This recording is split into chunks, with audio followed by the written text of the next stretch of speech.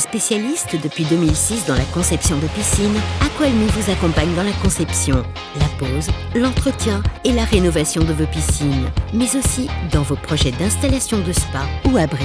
Venez découvrir leurs différents showrooms à Vitry-le-François, Châlons-en-Champagne et Bar-le-Duc ou sur leur site internet. Vous souhaitez assurer votre avenir professionnel dans le secteur du marketing commercial et de l'expérience client ? À Saint-Dizier, Optima Business School dispense un bachelor fait pour vous. La pratique est au centre de notre apprentissage grâce à des intervenants hautement qualifiés. Plus d'informations au 06 80 40 38 13. Du 13 mars au 5 septembre, les abeilles s'invitent à l'Andra avec l'exposition Secrets d'abeilles. En réelles enquêtrices, les abeilles apportent leur aide pour étudier la végétation. L'exposition s'organise autour de panneaux et d'activités visibles gratuitement du mercredi au dimanche au centre de Meuse-Haute-Marne à Bure.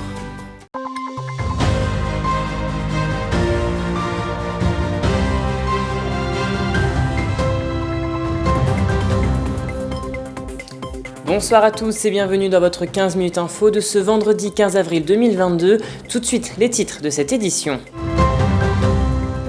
18 sapeurs-pompiers vont parcourir la Meuse à vélo afin de récolter des dons pour les enfants de pompiers devenus orphelins. Le vice-président en charge de l'économie de la région Grand Est a visité ce vendredi l'entreprise Apitech, constructeur de distributeurs de pizza. Et ils étaient une centaine à se déhancher grâce au premier thé dansant organisé par le Centre communal d'action sociale de Saint-Dizier. Les aliens existent-ils vraiment ? Une conférence sur la vie extraterrestre sera donnée ce soir à l'Observatoire à Valcourt.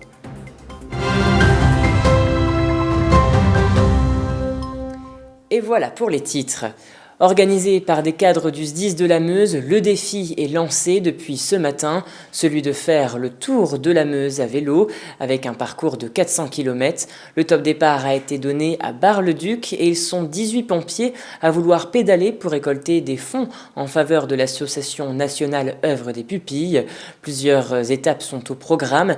La première est de 150 km en direction de Montmédy, la seconde de Montmédy à Commercy et enfin la dernière de Commercy à Bar-le-Duc.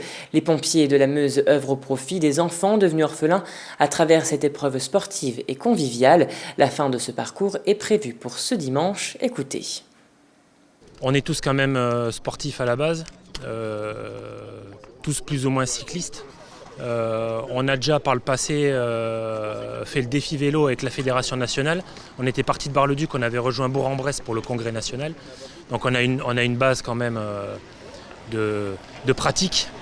Et bon, c'est pas une course, on fait ça, on part à 18, on revient à 18. Alors l'œuvre des pupilles, c'est une œuvre nationale reconnue d'utilité publique qui prend en charge les enfants des pompiers décédés en activité. On s'est fixé un objectif d'environ 2 000 €. Mais si on peut faire plus,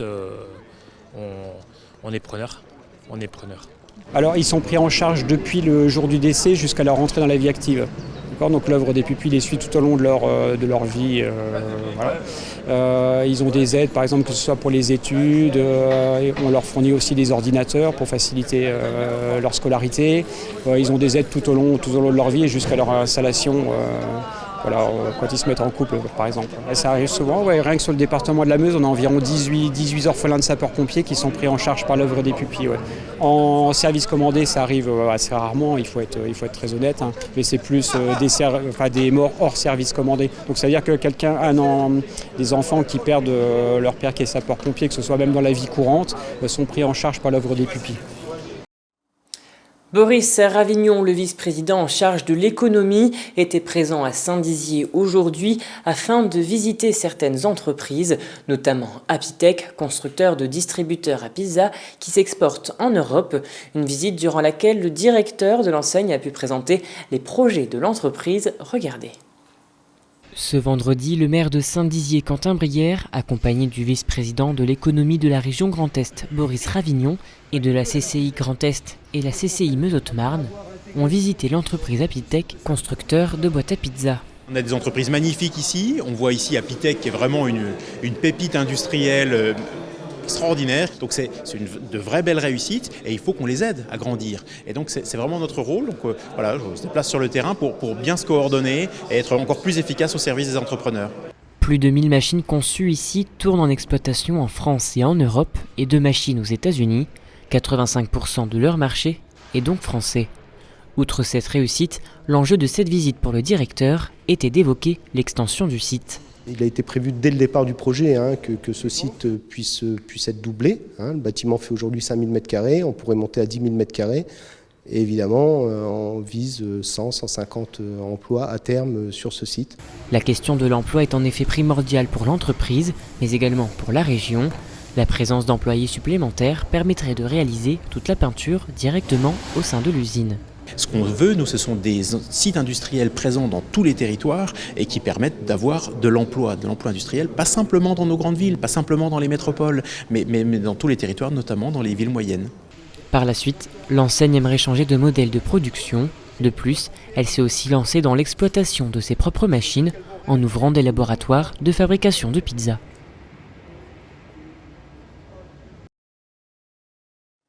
Et passons à présent à notre image du jour. Les moutons, ou du moins les tondeuses à 4 pattes, sont de retour à Vitry-le-François. Faire revenir la nature en ville et diminuer la consommation d'énergie fossile, tels sont les objectifs. Malheureusement, le risque de grippe aviaire prive la municipalité d'une présence de volailles. La semaine dernière, le CCAS de Saint-Dizier a proposé un après-midi thé dansant au Cap. Pour les seniors, ce moment a fait rejaillir des souvenirs de jeunesse et a permis de danser au rythme de la musique. Au programme partage, gourmandise et plaisir pour ceux et celles qui auraient manqué cet événement. Le deuxième thé dansant aura lieu prochainement.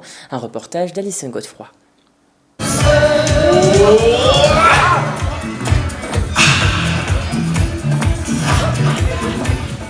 Chaque année, la tradition a lieu pour les personnes âgées de 70 ans.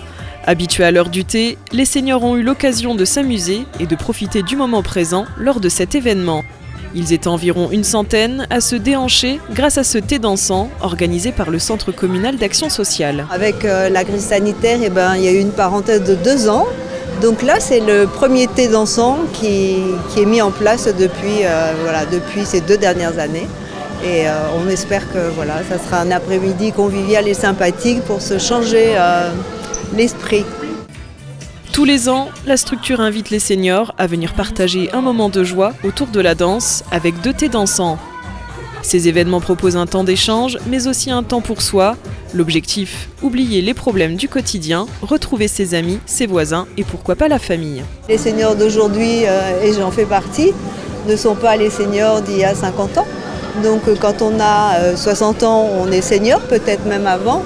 Et à 60 ans, on fait encore beaucoup de choses, beaucoup d'activités, on est encore très dynamique.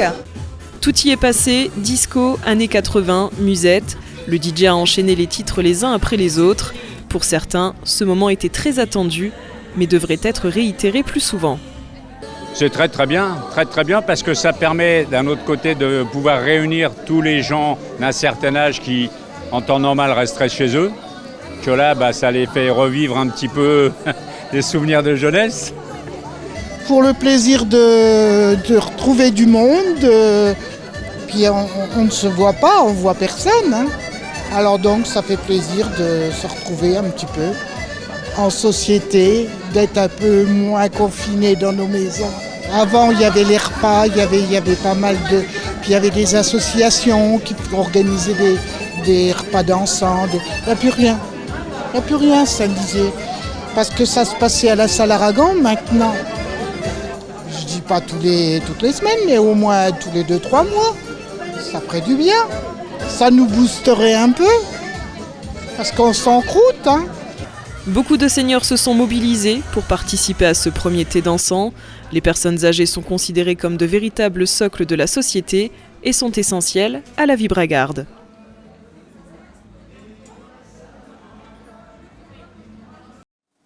Ce soir à 20h30 est organisée une conférence à l'Observatoire de Valcourt. Le thème est « Sommes-nous seuls dans l'univers ?» Ce temps d'échange a pour objectif d'amener à réfléchir à la question que l'humanité se pose depuis toujours. En effet, depuis 1960, des recherches de vie extraterrestre ont été menées. Les connaissances et les recherches dans ce domaine seront énumérées au cours de cette soirée, ainsi que le sujet de la quête des origines de la Terre et la complexité de son développement. À l'issue de la séance, une présentation du ciel du soir sera proposée, ainsi qu'une observation du ciel au télescope. Regardez. Cette conférence s'inscrit dans la suite d'une conférence que j'avais donnée en septembre dernier, qui portait sur les exoplanètes. Et après avoir présenté les différentes catégories d'exoplanètes, leur situation par rapport à l'étoile, après avoir défini la zone potentiellement habitable pour ces exoplanètes, on est arrivé à la question, mais est-ce qu'il peut y avoir de la vie sur ces exoplanètes ? Alors donc voilà, c'est pas la réponse à la question évidemment, mais aujourd'hui on va donner des pistes de réflexion, dire un petit peu ce qui se fait dans le domaine. Et c'est vrai que c'est un domaine qui n'arrête pas, qui s'amplifie, on voit de plus en plus de missions qui sont dédiées à la recherche de vie. Alors je dis bien la vie en général, pas forcément une vie intelligente. Et c'est le gros mystère, on n'a toujours pas de certitude, on ne sait toujours pas expliquer comment on est passé de l'inerte à l'animé, comment des poussières d'étoiles ont pu s'organiser pour former des cellules vivantes. Ça demeure encore une énigme, même s'il y a des hypothèses qui sont formulées, mais on n'a pas vraiment de certitude. Et voilà, c'est la fin de cette édition. Merci à tous de l'avoir suivi. Dans un instant, vos prévisions météo de demain présentées par Alison Godefroy. Je vous souhaite un excellent week-end. Toute l'actualité qui vous concerne, à voir et à revoir dès maintenant sur puissancetélévision.fr et sur notre application mobile.